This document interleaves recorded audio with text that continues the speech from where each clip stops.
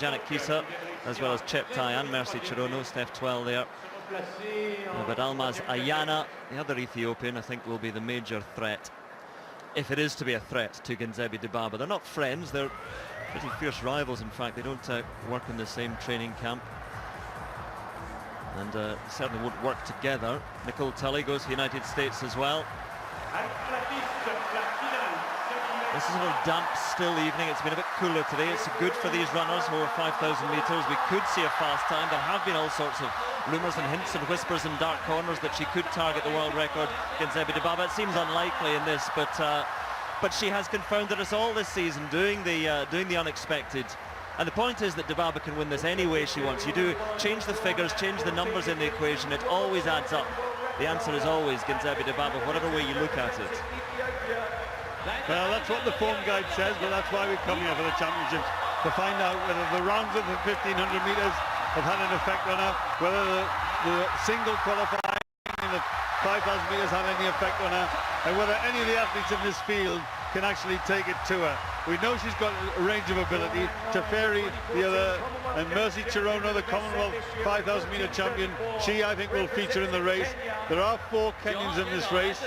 Sometimes they run as a team. Often they talk about running as a team and don't end up running as a team. But let's see.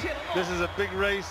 It's going to be a fierce competition, and the favourite, the clear favourite, is the 1,500 metre winner. The 1,500 metre winner, Genzebi Dibaba. But this lady, I think, will want to have something to say about it. The one race that stands out as well was the race in Paris, where Ayana, it was a sort of uneven pace in it, and Ayana was out in front, and all the while lurking never too far away was Genzebi Dibaba, and then she destroyed her with her kick over the closing stages. It was a very good race between the two, but Ayana, despite having the quickest time in the world this year, just doesn't have that destructive pace that Dibaba has. So Steph 12 right in the heart of things there, and wonderful to see her. Mercy Chirono, actually the last woman to beat Genzebi Dibaba. Go back to Brussels last year at the Diamond League finale, and she beat Genzebi Dibaba there. But Dibaba is a very different athlete this year. She has done extraordinary things over the whole length of the season, indoors and out. And she asked for a little bit more help just as she starts, and we wonder who will take it out. The Japanese athletes, 2 in here. Misaki Onishi was very quick and a front runner in the qualifying, and Ayuko Suzuki as well, and it's those 2 Japanese athletes who do go to the front, and we'll see where the favourites try and position themselves. 4 Kenyans in the field, and 3 of them, they are just nestling in not too far away behind the Japanese. Traditional style here. Genzebi Dibaba, just like Mo Farah did yesterday, right at the back of the field, just cruising along there, not getting involved so far, just relaxing at the back. When you've got the ability that she's got, you can do that. The red flower in her hair, maybe that's just to identify her from the rest of the outstanding Ethiopian team. But Genzebi Dibaba at the back, the 2 Japanese stretching it along, and that's sensible. They're going to try and get a decent time out of this, because these are good conditions for distance running today. We haven't had great conditions in the week, but this isn't bad today. Well, Ayana moving to the front, so Dibaba just responds there and tucks herself right alongside Ayana, just watching her all the way, and then Dibaba decides to make a move early on. Now this is, well, she has said, I'm going, so Ayana watches her like a hawk and sits behind her. And the pace lifting already, so that's interesting signs that Dibaba decides she wants it just a little bit quicker at this early stage. So Dibaba, Ayana, the 2 Japanese out in front though in Suzuki and Nishi. The Ethiopians, Dibaba and Ayana, not too worried about them, but they are closing in on them already. And the Japanese will soon have company in the 2 favourites for the title. So it is Onishi, Suzuki, and then Genzebi Dibaba already lifting the pace. Ayana closely followed by 3 Kenyans, and Dibaba through in 3rd place. Well, as the athletes sweep by that race, you have the 2 Japanese athletes out in front with 3 Ethiopians, 1 from Bahrain and Mimi Baleti, a former Ethiopian, at the back. There are 4 Kenyans, and then that long gap you can see to the back where we find Steph 12, we find the American Nicole Tully, and we find Jennifer Wendt of Austria, and Susan Kauken, and the Australian Eloise Welling. So it's a big gap. This is a race within a race back here, because the winner is certainly, as we knew, going to come from this group, and probably going to come from those two Ethiopians there in Dibaba and Ayana. The Japanese athletes have a big incentive here today. If they finish in the top 8 in this race, they will be selected for the Olympic Games for next year, and they've set off at a good pace. 3 minutes for the first, just 3:1 for the first 1,000 meters. So if the Suzuki can keep this going and qualify in the first 8, that would be a big landmark for them. Get Olympic qualification out of the way today would be a dual effort, but at the end of the day, it's a position that matters, and I think they're giving away the fact that they're not planning to win or even win medals here. But if you can get Olympic selection today, that's a bonus. And it's those two that are lifting the pace and making it quite a brisk race. They went through 1,000 meters in 3:01.65, which was actually just faster than the first kilometer in the men's 10,000, men's 5,000 meters. So it was very slow indeed, that men's race. Of course, then it lifted, but it's a good pace here. I don't think they'll be running 1:48 for the last 800 here today somehow. So the comparison is quite interesting. But look at Genzebe Dibaba, relaxing, not even concerned that her big rival is tracking her. She's just happy to be there. The confidence you can sense oozing from her. And the three Kenyan athletes all know, Mercy Chirono leading them, they all know they've got to stay in contention if they want a medal here. So the two Japanese athletes lead, running very steady pace, and prancing down the home straight in third place is the all-powerful Genzebe Dibaba. Dropped, and the chasing pack might swallow them up, the one involving Steph 12, but Ayana lifts it. Dibaba second place, Chirono, then a little bit of a gap opening to Kibiwot, and Senbera Teferi, the third Ethiopian, is there as well, but already they're beginning to stretch courtesy of that move by Ayana. This is a strong commitment from Ayana. The laps were going along at 74 seconds, and then suddenly a 68-second lap for Ayana, so now she's declared her intent. Steph 12 running well now, holding on her place here on the outside, running alongside Kuiken of the Netherlands, and running well and running strongly and finding a position here. And now she needs to stay close to this. But up at the front, the race is on now. Ayana is trying to run a long way from home. She's trying to run the finish out of Genzebe Dibaba, and if you think about it, that's a sensible thing to do. We know how quick Genzebe Dibaba is. We know when she's comfortable and relaxed how quick she can go over the later stages. Now let's find out if she's tested over the last 6 laps how fast she can go. It's 67 lap. The last 2 laps have been the fastest. That is the fastest lap of the race so far, and the race is on. Stretching it out now, Ayana down to 3 in that first group. Ayana, Dibaba and Mercy Chirono. We knew Mercy Chirono, we expected her to be the strongest of the Kenyans.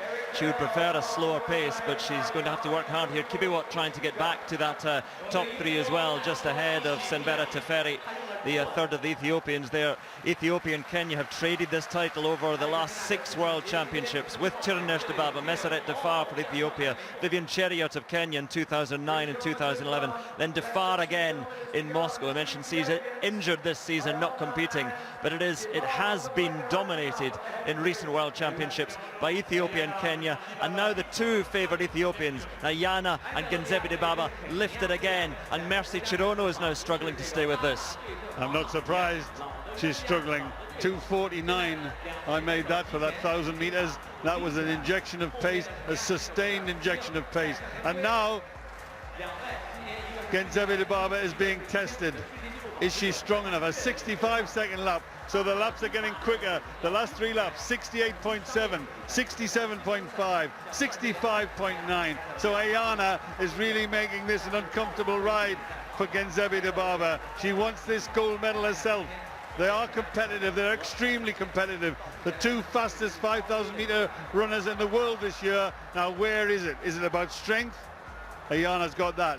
Is it about speed? Dibaba's got that. But Dibaba's also got tremendous strength. Almost at times she's seemed unbeatable. Today she really is being tested, unlike in the men's 5,000 meters where Mo Farah wasn't tested. But 3 1,500 meter races in her legs, 1 5,000 meter race. Now, can Ayana do something we haven't seen all year? We haven't seen Genzebe Dibaba beaten all year. Is today the changing point? Just news on Steph 12 through 3,000 meters in 9:11.7.